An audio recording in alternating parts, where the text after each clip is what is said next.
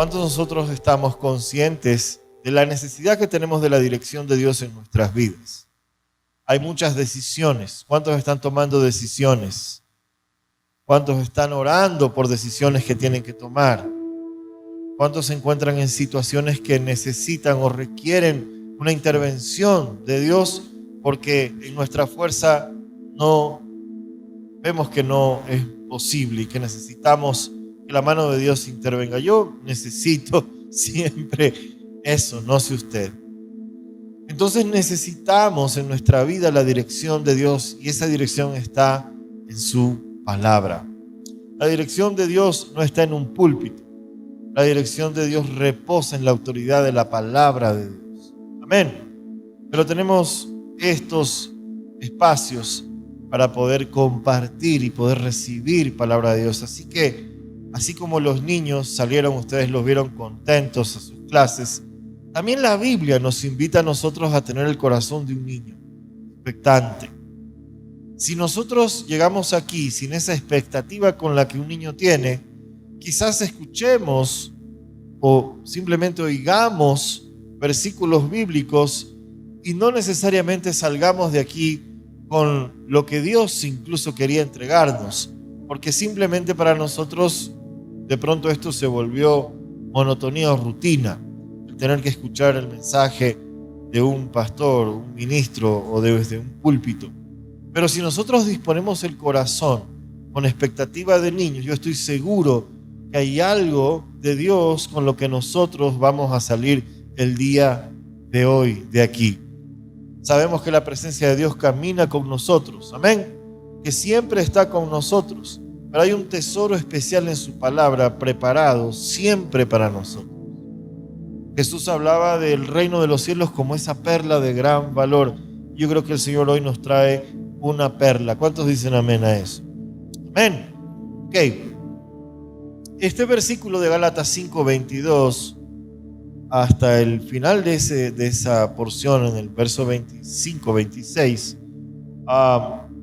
nos habla del fruto del Espíritu Santo. Cuando nosotros hablamos de la tercera persona de la Trinidad, la persona del Espíritu Santo, es importante poder entender, poder reconocerlo, porque es clave para nosotros poder mirar a la persona del Espíritu Santo no como alguien que está en paralelo, sino como el protagonista que es. El Espíritu Santo no es un ayudante, no es un secretario de Dios, parte de la persona de Dios y es protagonista en la historia que Dios escribe desde la creación. Y a mí me llamaba mucho la atención esta semana mientras leía y oraba y buscaba dirección de Dios para este mensaje, que el segundo versículo con el cual la Biblia comienza ya habla del Espíritu Santo. Ya nos está mostrando a la persona del Espíritu de Dios como lo menciona ahí Génesis 1:2, cuando dice que el Espíritu de Dios se movía sobre la faz de las aguas. Y el Espíritu Santo, el Espíritu de Dios, acompañaba con ese poder, con ese aliento de vida de Dios, cada orden que Dios le daba a la creación. Y cuando Dios dijo, hágase la luz, el Espíritu de Dios que se movía sobre las aguas, actuaba también produciendo y acompañando cada una de esas declaraciones de Dios que estaban en la creación. Así que ya nos muestra la Biblia, ¿no?, este Espíritu de Dios, al cual los hebreos se referían como Ruaj, Yahvé, o el aliento de Dios. Y vemos en el relato de la creación que cuando el ser humano es creado a imagen y semejanza de Dios, dice que aliento de vida entró en él, que Dios puso en él, en el hombre, en el ser humano, su aliento de vida, es decir, nuevamente, Ruaj Yahvé, su espíritu, la misma fuerza y poder que se movía sobre la faz de las aguas.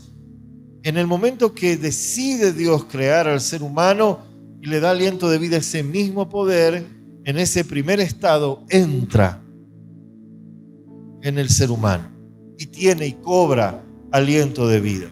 Y sabemos que por causa del pecado hay una fractura, hay una separación en la cual el Espíritu de Dios no deja al hombre, no lo deja sin vida, pero se rompe, se fractura la comunión que hay entre Dios y el ser humano por causa del pecado.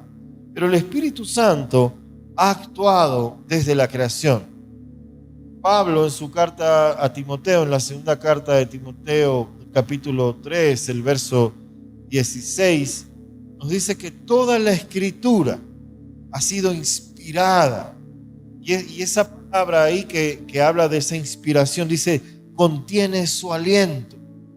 Es decir, que el Espíritu de Dios no solamente intervino en la creación, sino que inspira la palabra de Dios, contiene su aliento con un propósito específico para instruir, para corregir, para reprender. Dice reprender, corregir e instruir a fin de que nosotros estemos capacitados para toda buena obra. El Espíritu de Dios también Jesús lo presenta en su ministerio en la tierra como aquel necesario para el nuevo nacimiento. La conversación entre Jesús y el conocido maestro de Israel, Nicodemo, Jesús le dice, te aseguro que nadie que no nazca del agua y del Espíritu puede nacer de nuevo. Es necesaria, estaba diciendo Jesús, es necesario para ti entender que es tanto del agua como del Espíritu que debes volver a nacer. Y Jesús coloca al Espíritu Santo en este agente activo en el nuevo nacimiento. Del mismo modo, Jesús le habla a los discípulos de la importancia que iba a tener el Espíritu Santo en el ejercicio de predicar el Evangelio de la Gran Comisión y de llevar este mensaje del reino que a ellos les había sido predicado. En un momento los discípulos le preguntan a Jesús y le dicen, ¿qué es lo que vamos a decir? Porque nosotros tal vez no hablamos como tú, Jesús. Entonces Jesús les dice en Mateo 10:20, porque ustedes no van a ser los que hablen, sino que el Espíritu de su Padre hablará por medio de ustedes. Y vemos al Espíritu Santo en este protagonismo ahora acompañando, dice que será quien traerá las palabras del Padre y las colocará literalmente en su boca, porque no serán ustedes los que van a hablar, sino el Espíritu del Padre traerá las palabras que ustedes deben decir. El Espíritu del Padre traerá las palabras que ustedes deben decir. Así que cuando nosotros estamos recibiendo palabra de Dios, tenemos que recibir al Espíritu Santo porque Él está trayendo las palabras del Padre. Y un predicador o un pastor, un ministro, cualquiera sea, hombre o mujer, que se disponga a llevar la palabra, entra en esa relación de decirle, preguntarle al Espíritu Santo cuáles son las palabras que tú quieres traer a mi vida y que por lo tanto quieres que transmita a la comunidad donde tú nos estás colocando. Así que vemos al Espíritu Santo interviniendo en esta parte de la creación, vemos al Espíritu Santo alentando la palabra de Dios y vemos al Espíritu Santo colocando incluso las palabras que los discípulos iban a decir, y tan necesario para el nuevo nacimiento. Del mismo modo, o finalmente en este corto resumen, para un poco entender la acción del Espíritu Santo, también nos dice Apocalipsis que el Espíritu Santo es el que guía, acompaña a la iglesia hasta la segunda venida de Cristo. Si bien Cristo es la cabeza de la iglesia, la dirección o la guía para la iglesia está en la persona del Espíritu Santo. Porque Apocalipsis nos dice, Apocalipsis 22:17, que el Espíritu y la novia dicen, ven, como cantábamos hace un momento, en ese clamor. E invita al que tenga sed, dice, venga, y el que quiera, tome gratuitamente del agua de la vida. Cuando nos convocamos y nos reunimos y nos congregamos como iglesia, estamos accediendo a la invitación de Dios, direccionada por su Espíritu, de acercarnos a tomar de una fuente de agua de vida. Es el Espíritu el que guía a la iglesia, es su Espíritu el que inspira a la iglesia, es su Espíritu el que forma y levanta a la iglesia a través de su palabra.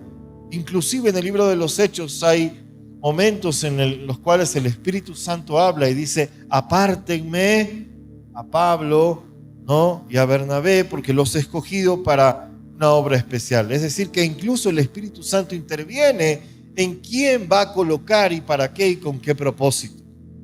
Entonces nos muestra el texto bíblico en esta introducción de que el Espíritu Santo es soberano, que el Espíritu Santo es Dios y que el Espíritu Santo gobierna y que es protagonista en la indiscutible historia que Dios ha determinado para la humanidad, para su iglesia. Entonces nosotros tenemos que buscar o tratar de entender la importancia de poder reconciliarnos o poder identificar si nuestra vida realmente está siendo dirigida, está siendo guiada, alentada por la persona del Espíritu Santo. Ya mismo vamos a Gálatas 5, no se desespere, yo sé que algunos están ahí. Subráyenlo, Gálatas 5:22, no se preocupe. Entonces, vemos aquí 5 puntos claves: el Espíritu en la creación, el Espíritu en la palabra, el Espíritu como parte del nuevo nacimiento, el Espíritu Santo en la predicación del Evangelio y el Espíritu Santo acompañando y guiando a la iglesia hasta la segunda venida de Cristo. Amén. Pero hay una característica muy especial que tiene el Espíritu Santo también. La Biblia nos menciona que a todos aquellos que a través del arrepentimiento han hecho de Jesucristo su Señor y Salvador, se han convertido en hijos de Dios. Y en ese derecho de hijos dice que el Espíritu de Dios se han convertido en templo del Espíritu de Dios. Es decir que ese Espíritu de la creación, ese poder, ese aliento de vida, el que inspira la palabra, el que dirige a la iglesia, el que es parte en el nuevo nacimiento, habita en aquellos que han hecho de Cristo su Señor y Salvador. Es decir, Dios ha decidido habitar en nosotros. Dígale al que está a su lado: Dios ha decidido habitar en ti. Dios ha decidido habitar en ti. Y en esa decisión, la cual Dios ha decidido habitar en nosotros a través de su Espíritu, hay una manifestación especial del Espíritu Santo, una cualidad muy importante, y es la de producir fruto. Ya conmigo, fruto. La Biblia está muy interesada en que nosotros entendamos esto del fruto. Nos habla la palabra y los evangelios acerca de la importancia del fruto. El Espíritu Santo tiene una cualidad muy particular mencionada en la carta a los Gálatas, que ya vamos a ver, y es la de producir un fruto. Jesús en los evangelios habla acerca, hay una frase que creo que muchos la recuerdan, dice: por sus frutos los... Pero ¿a quién se está refiriendo? Cuando él menciona esta frase, está hablando de falsos profetas. Jesús está hablando de falsos profetas y dice que los falsos profetas serán conocidos por sus frutos. ¿Y en qué sentido? Mateo 7, 15 al 20, dice Jesús: cuídense de los falsos profetas que vienen a ustedes disfrazados de ovejas, por dentro son lobos feroces, por sus frutos los conocerán, porque ¿acaso se recogen uvas de los espinos o higos de los cardos? Lo que nos estaba tratando de enseñar Jesús aquí es que había un fruto reconocible en los falsos profetas cuando ese fruto se ponga a prueba. Porque aunque por fuera tenían apariencia de uva, al masticarlo, la experiencia era de espinos. Y Jesús hace alusión de que se reconocerán estos falsos profetas por sus frutos. Se muestran agradables por fuera, pero dice que su fondo, ¿no?, es espino y es cardo. Así que no es cómo se ve el fruto, sino lo que revela el fruto cuando es puesto a prueba. Nos está permitiendo ver aquí. No es cómo se ve un fruto, sino lo que un fruto revela cuando se pone a prueba. Del mismo modo, Jesús, al hablar de los discípulos, nos enseña que es imposible para nosotros llevar fruto por nuestra propia cuenta. Él dice: yo soy la vid verdadera y ustedes son los pámpanos. Separados de mí, nada pueden hacer. No se preocupe por todos estos versículos que le estoy mencionando. Usted los podrá ver después cuando vea o quiera volver a ver esta prédica en nuestro canal de YouTube. Pero Jesús les está diciendo: yo soy la vid, ustedes los pámpanos. Separados de mí, nada pueden hacer. Es imposible para nosotros llevar fruto por nuestra propia cuenta. No hay una sola cosa dentro de nuestra humanidad que pueda producir fruto espiritual. Lo que Dios nos da la capacidad de hacer en su gracia es decidir rendirnos a Él para ser guiados por su Espíritu y su palabra, a fin de que ese fruto se haga visible en nuestras vidas. Pero si yo me separo de Cristo, no hay forma que yo pueda producir un solo fruto. Necesito, dice Jesús, necesitan estar pegados a la vid. Es decir, separados de Él no podemos hacer nada, y ya que Él es la vid verdadera, ¿no? Así que para llevar mucho fruto es necesario permanecer en Él. Yo soy la vid, y mi Padre es el labrador, y toda rama que en mí no da fruto, dice Jesús en Juan 15, la corta, pero toda rama que da fruto la poda para que dé más fruto.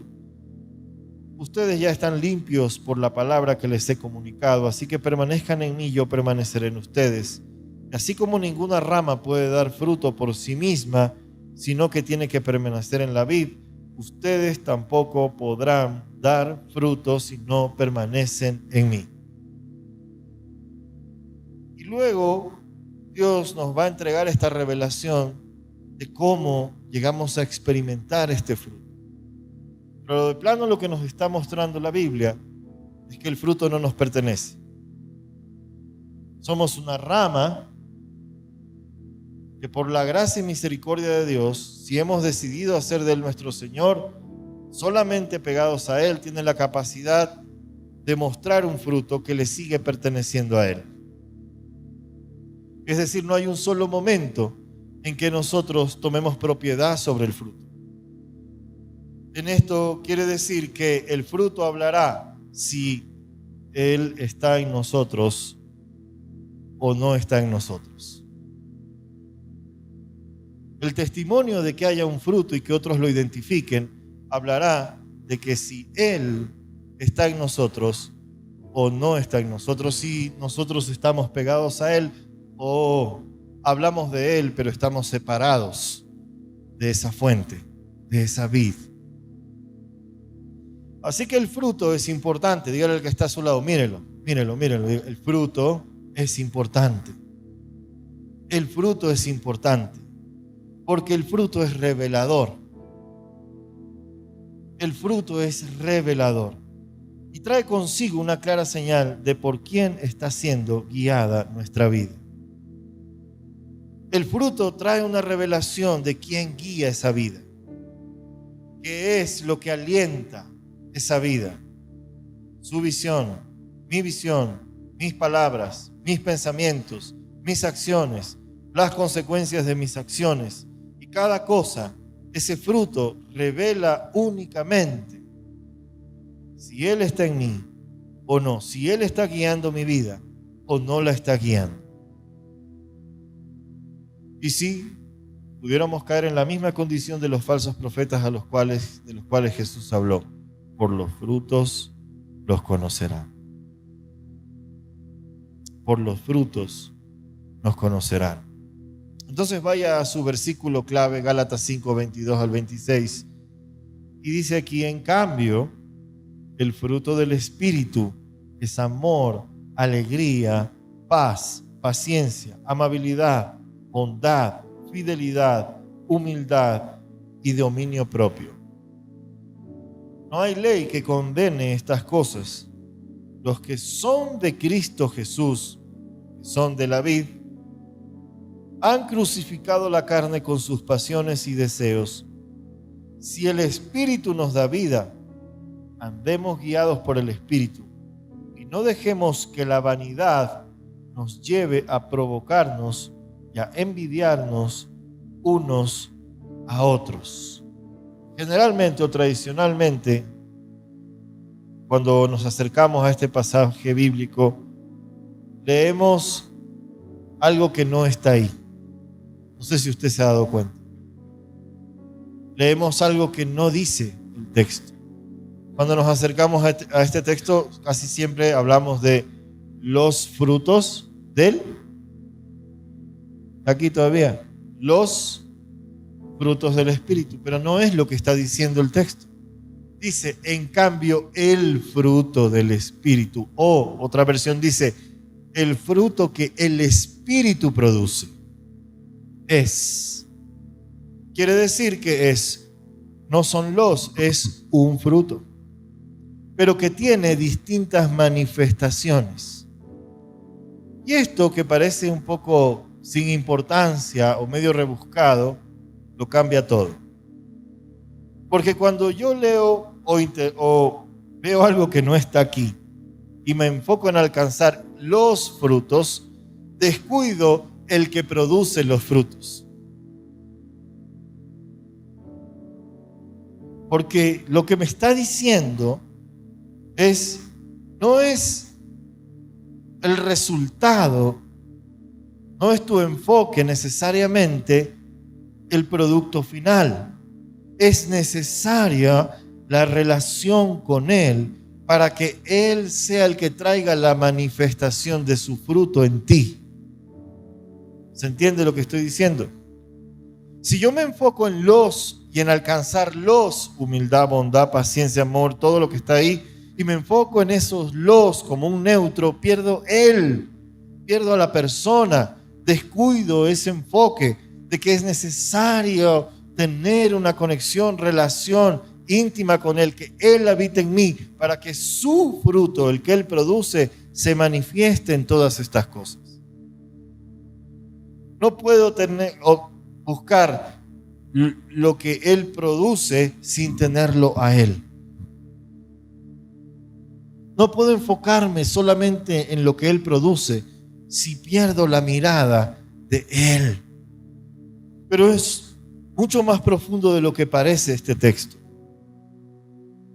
Porque entre las líneas, si lo desarmamos o lo desordenamos un poquito, ¿cuántos han visto cómo se llama ese cubo?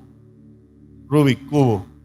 ¿Alguien lo logró armar alguna vez? Capaz aquí yo jamás lo pude lograr. Pero es una especie de caos con lógica. Si le damos cierto caos con lógica a este texto, vamos a encontrar una línea que dice, los que son de Cristo Jesús. Es decir, que este fruto que le pertenece a Él revela a la persona de Cristo. Jesús dice en Mateo 11, verso 28 al 30, cuando les dice, vengan a mí los que están cargados y cansados y yo les daré descanso. Pónganse mi yugo y déjenme enseñarles. Y aquí habla un poco de esto. Dice, porque yo soy humilde. ¿Cuál era una de las manifestaciones del fruto del Espíritu Santo? Segundo, dice que Él es tierno de corazón. Otro de los frutos del Espíritu dice que es amor. Es decir que la manifestación del fruto que el Espíritu produce va a hablar de Cristo y acercará a otros a Cristo. y conducirá a otros a Cristo y me ayudará a mí en la búsqueda de encontrarme con Cristo, porque cada fruto a través del cual se manifiesta la relación del Espíritu Santo apunta a Él. Apunta a Él. Entonces, debo entender que el texto me habla que es un fruto que se manifiesta en distintas formas. Porque no tenemos muchos espíritus para muchos frutos. Tenemos un espíritu, que es el Espíritu de Dios, que se manifiesta de distintas formas. ¿Y por qué se manifiesta de distintas formas? ¿Cuál va a ser el escenario probable o el laboratorio para la prueba de ese fruto? Cada relación, cada acción, conversación, cada oportunidad que tengo en mi día a día de ser un puente a otros a Jesús a través de que ellos puedan ver ese fruto, es decir, relaciones. ¿Quién es humilde aquí? Levante la mano. Ya la perdió. No, pues se la levantaron, no sea malito. Y entendemos mal muchas veces esto de la humildad porque asociamos humildad con una condición económica. Esto es una mala enseñanza de la cultura. Asociamos que la humildad es igual a tener una condición austera. Entonces, por ende, decimos que quien tiene dinero no es humilde. Eso es una falacia. Eso no es lo que enseña la palabra. Otras versiones hablan de esta humildad como la mansedumbre. Y esto no es otra cosa que la fortaleza de aquel que es fuerte, colocando esa fortaleza al servicio de los más débiles. No está diciendo que se hace débil, sino que coloca su fortaleza en servicio del más débil. Es decir que la verdadera humildad o la humildad espiritual es la que el apóstol Pedro decía en su carta, es la capacidad de colocarse debajo de la poderosa mano de Dios. Porque jamás se trató de nosotros. ¿Qué es lo que todavía en nuestra vida no está colocado bajo la poderosa mano de Dios? La verdad es que no es a medias, sino no existe un porcentaje de cosas que sí, cosas que no. De plano es un sí o es un no. Entonces la humildad es esa capacidad de entender y poder mirar a Cristo en el otro y cómo servir, aún con las fortalezas que yo pueda tener. Y ver qué es lo que Dios también me quiere enseñar y mostrar a través de tal vez aquella persona que yo miro como débil o miro como fuerte también. Hay un fruto de humildad que reposa en la persona de Cristo. ¿Por qué la humildad en el Espíritu es mucho más de lo que nosotros podamos comprender?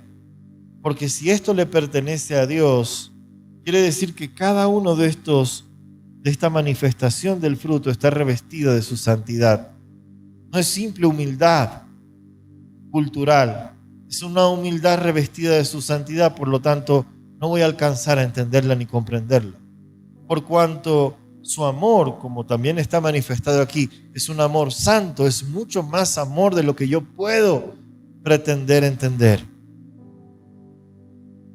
Por eso cuando me habla del amor que todo lo soporta, todo lo cree, todo lo perdona, todo lo puede, nos lleva a un extremo en el cual nuestra carne sufre porque no somos los que todo lo puede, todo lo soporta, todo lo espera, al menos yo no lo soy. Aquí está mi esposa que puede dar testimonio. No somos así, pero tenemos una invitación y los hijos de Dios tenemos esta oportunidad. Y el Señor también le hace una invitación a Nicodemo y le dice, hey, vengan a nacer de nuevo. Para esto necesitas al Espíritu.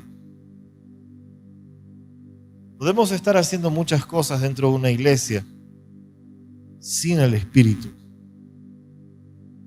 Dentro de una iglesia hablando de la estructura, no necesariamente hablando de su pueblo. Porque la iglesia, que es su pueblo, que es su rebaño, es guiada por el Espíritu.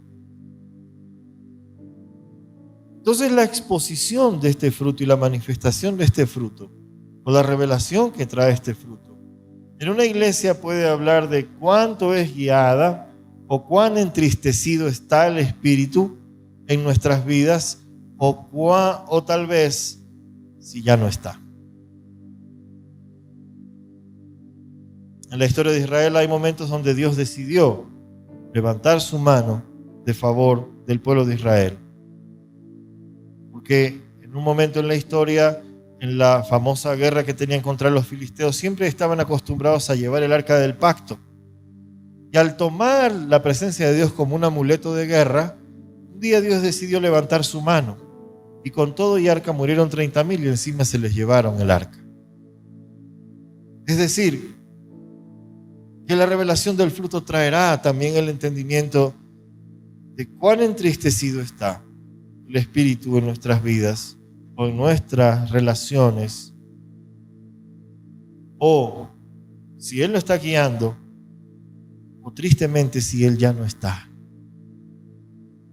Y donde Él no está, gobierna el diablo.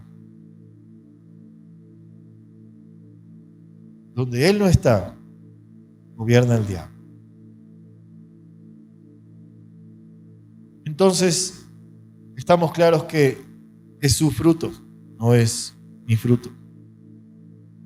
Y que cuando alguien reconozca que en nosotros hay amor, bondad, cierto grado de humildad, lo que está sucediendo es que alguien está declarando algo de Cristo en nosotros, no está resaltando una cualidad en nosotros, no está resaltando ninguna cualidad moral, porque los frutos del Espíritu no son cualidades morales, son reflejos de la persona de Cristo en nosotros.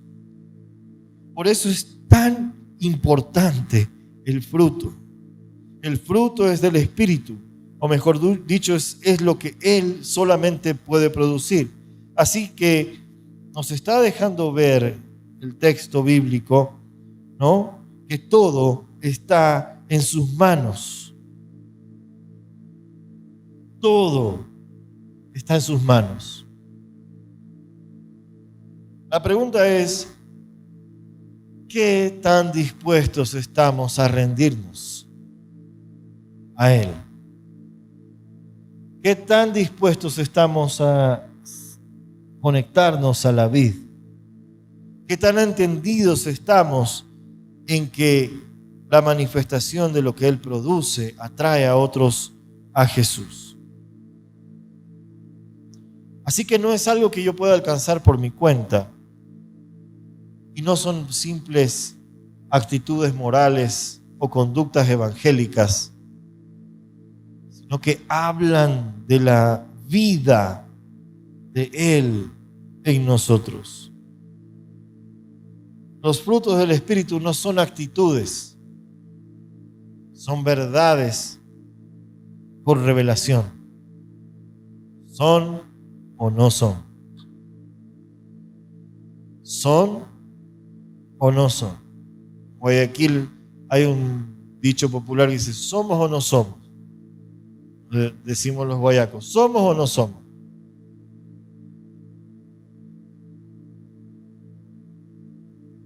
Entonces, es necesario empezar, vamos a dejarlo hasta aquí, porque es necesario empezar a entender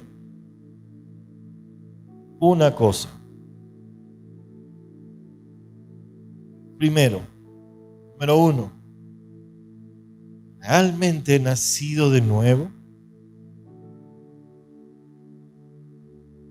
Puedo decir, puedo describir, puedo hacer una descripción, puedo dar un testimonio de que identifico algo del Espíritu en mi nuevo nacimiento. ¿O solamente recuerdo el grado de remordimiento, incluso de haber descendido a las aguas, un bautizo. Pero si no logro identificar alguna acción de su espíritu en ese nuevo nacimiento, tal vez eso no haya sucedido. Porque si no nace del agua y del espíritu, no podrás nacer de nuevo. ¿Y qué es lo que el espíritu nos puede decir en ese primer encuentro en el cual necesitamos que las cadenas de pecado sean rotas? Si dice la Escritura que el Espíritu trajo las palabras del Padre en la predicación, quiere decir que hoy estamos expuestos a lo que Dios quiere en nosotros, y un propósito de Dios es convertirme en una habitación de su Espíritu y sanar la fractura que el pecado ha ocasionado para que eso no sea una realidad. Es necesario nacer de nuevo. Número 2. ¿Qué es lo que está siendo revelado? Si yo digo, bueno, yo he caminado 10, 15, 20 años en la fe y creo que soy un templo del Espíritu Santo, ¿realmente qué es lo que está revelando que el Espíritu Santo está en nosotros? Queremos que otros digan que en nosotros hay humildad, pero no necesariamente estamos tan dispuestos a mostrar mansedumbre. Esperamos que incluso buscamos esta manifestación del Espíritu Santo de humildad, de amabilidad, amabilidad, ser amable con otros, tener misericordia con otros. Pero el dominio propio huele como que un poco mal todavía. Pero si el Espíritu Santo nos muestra la Escritura que es Dios y soberano, si Él es santo, si Él es perfecto, si Él es pleno su fruto o no lo es. Y nos dice, para misericordia de nosotros, que todo aquello que estorba la manifestación de ese fruto, Cristo ya lo llevó a la cruz. Es Cristo quien fue crucificado con el fin de que en nosotros pudiera ser manifestado correctamente ese fruto. Solo uno tuvo ese llamado y esa misión, y es Cristo, y el poder para que a través de haber crucificado ese pecado, esa carne ahí, nosotros por su gracia, en arrepentimiento, en reconocimiento, en su amor podamos entrar y el fruto de su Espíritu sea una realidad en nosotros. Porque dice que en Cristo Jesús han crucificado la carne con sus pasiones y sus deseos. Finalmente, si el Espíritu nos da vida, entonces caminen guiados por el Espíritu. Si el Espíritu es el que nos ha dado vida, entonces andemos guiados por su Espíritu. No dejemos que la vanidad nos lleve a provocarnos, envidiarnos unos a otros. Es decir, jamás podrás decir que tienes más fruto del Espíritu que otro. Eso es manifestación de que no están en ti. Deja que Dios se encargue de manifestar ese fruto. Porque el final del fruto es que otros sean atraídos a Cristo. Yo le preguntaba al Señor hasta ayer, ¿cuánta gente ha dejado de ser atraída a Cristo por mi incapacidad de revelar tu fruto?